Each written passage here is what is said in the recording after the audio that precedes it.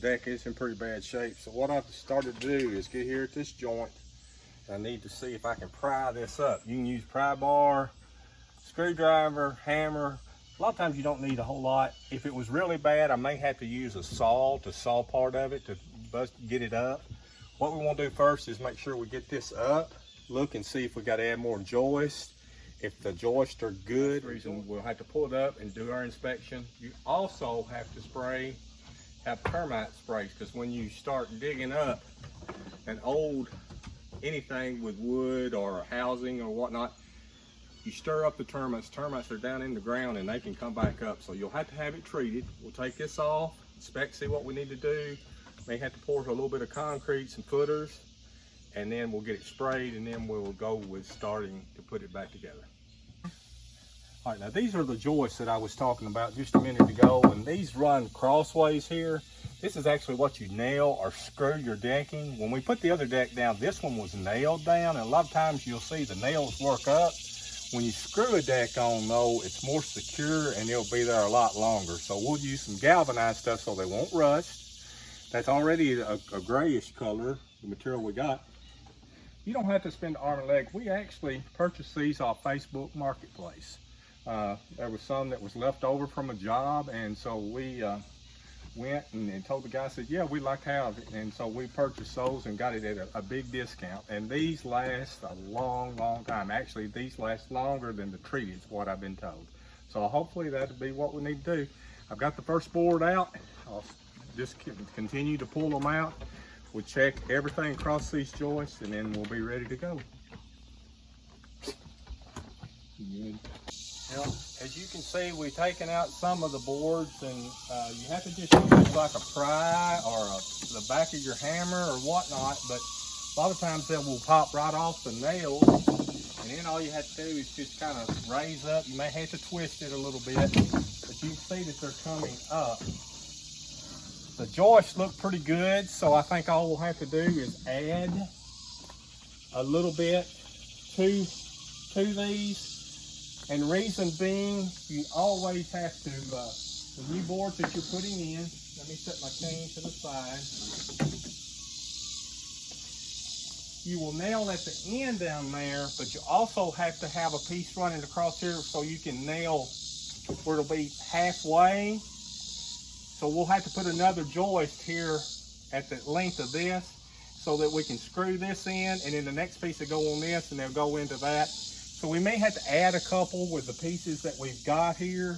If you start with regular boards, and you can just, if you're starting fresh, you can just measure it out and have it, and you won't have to add the joist. But with the pre-existing, which these are good, we'll have probably add 3 to this 10 by 20, and that'll keep the cost down. As we were talking earlier, the joists across here, but as you see the measurements of them, you have to make sure that you can overlap. So I've had to put in a couple of extra in here. There's one there, there's one here, and we got another one we got to put in right there. It's laying there. Up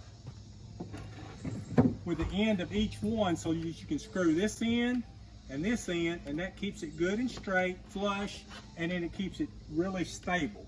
So these were already there. They were in good shape. But with the boards we bought, we needed to make sure we put these in so they'd be every 6 foot apart.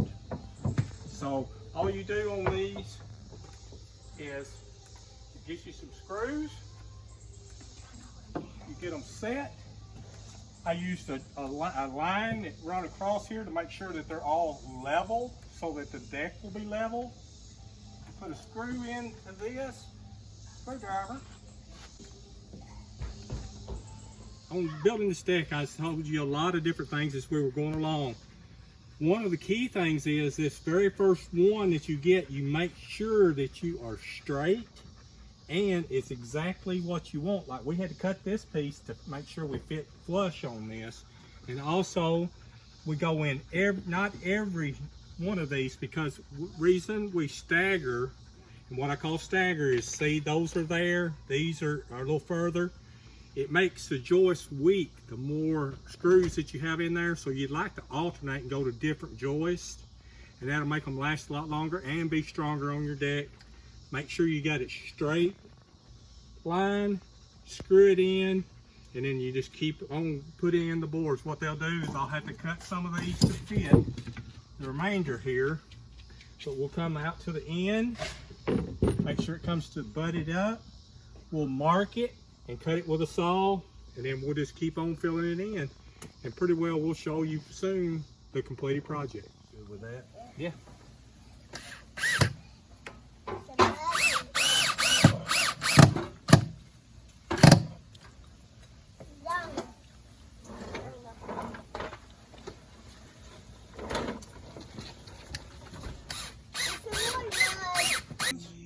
We started this deck and we're doing the bottom. What it is we offer our expertise to help people, and that's the reason it's called Simple Southern Solutions. My son did most of all the labor. I've showed him how to do it and what to look for and do. Now we've got the flooring almost completed, and we're going to redo the rails. So sometimes when you have older wood, as you can see, it needs to be sanded. It's really rough. Need to get all this dirt and grime off. Then we can apply some of our stain that we got to this. It's real simple to do, but make sure that you have hearing protection on, because sometimes it gets really loud. So I'm gonna put mine on for a second. I'm gonna show you sand just a little bit. If you don't sand really down, really low, you just wanna knock off the top.